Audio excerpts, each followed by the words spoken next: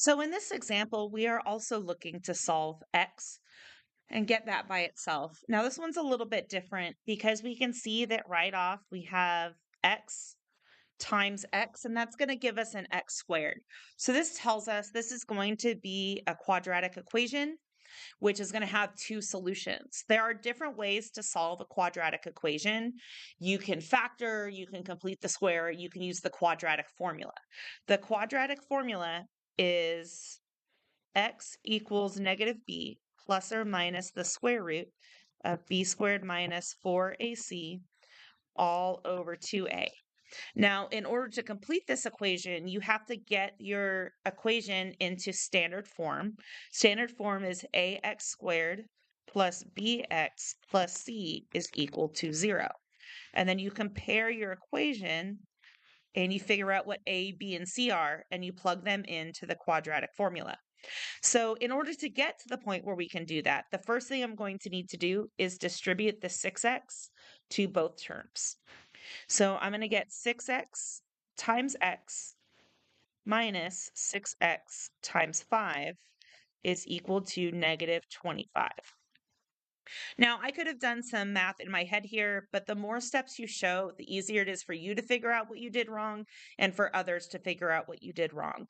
And that will help in the long term. So I would try and show more steps until you get really confident with your math.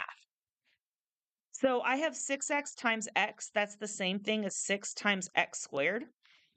And then 6x times 5 is the same thing as 30x. And that is equal to a negative 25.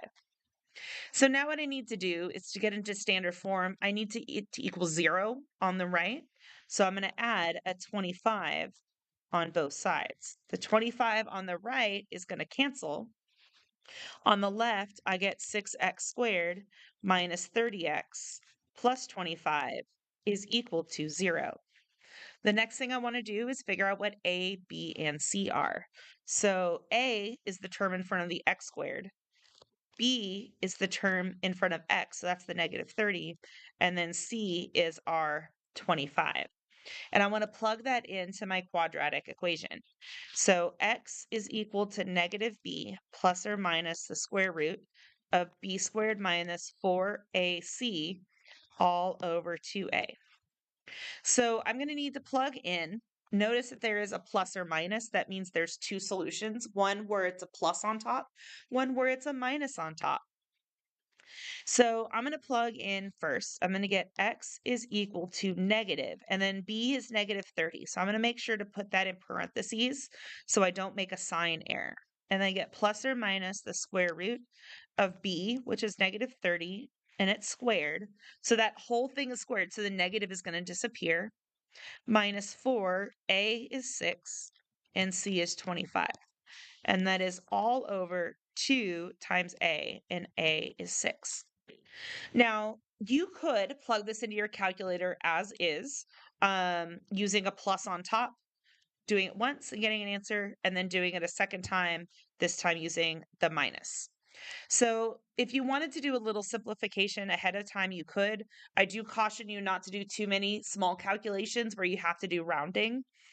What I would probably do if it was me is I would probably cancel the negative and the negative here. And then I might recognize that if I have a negative squared, that's going to go away and that's going to be a positive, because sign errors are going to be the biggest mistake that people make when doing algebra, at least algebra with physics. So this gives me x is equal to 30 plus or minus the square root of 30 squared minus 4 times 6 times 25. If you wanted to break that down more, you could. And then in the denominator, I am going to do 2 times 6 is 12. That also helps me to avoid a calculator error when I enter things in. So I'm going to do this twice. One is going to be x equals 30 plus the square root of 30 squared minus 4 times 6 times 25 all over 12. And I'm going to do it a second time. X is 30 minus the square root of 30 squared minus 4 times 6 times 25. And that's also all over 12. So when I go and plug that into the calculator, I'm going to walk you through what I do. as I go through. You won't be able to see it on my screen here, but you can kind of follow along. If you have your calculator out, you can do this with Desmos. You could do it with just your phone calculator. It's up to you what you prefer. We have the yellow TI Inspires in class, and that's what we'll use in class. And you'll use those on the AP exam. So in class, you'll want to practice with that. So we have 30 plus the square root.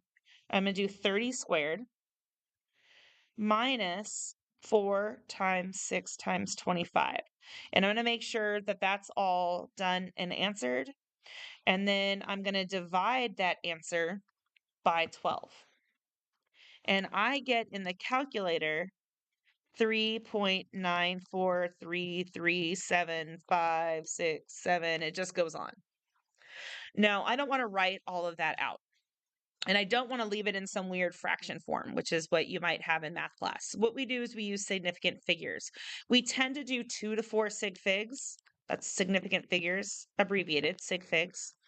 And to do that, I like to do just 3. 3 is easy because it's right in the middle. If you do 3 every time and you accidentally go 1 too low or 1 too big, it'll still work.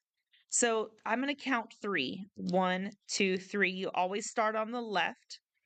And then you look at the number that is just after that third one, and I'm going to use it to round. So the 3 would normally round numbers down. So this is going to be 3.94. So the 4 is going to stay a 4.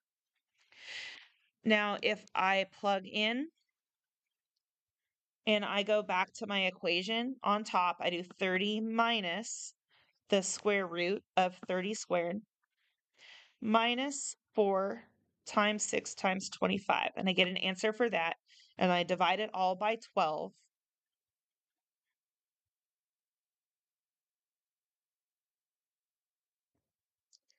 Then what I end up getting in the calculator is I get 1.0566242, and it just keeps on going. So once again, I'm going to do 3 sig figs. I'm going to count 1, 2, 3 from the left, use the number just after that to round. So in this case, 6 rounds the 5 up. So this is going to be 1.06. So my two solutions are 3.94 and 1.06. Have a nice day.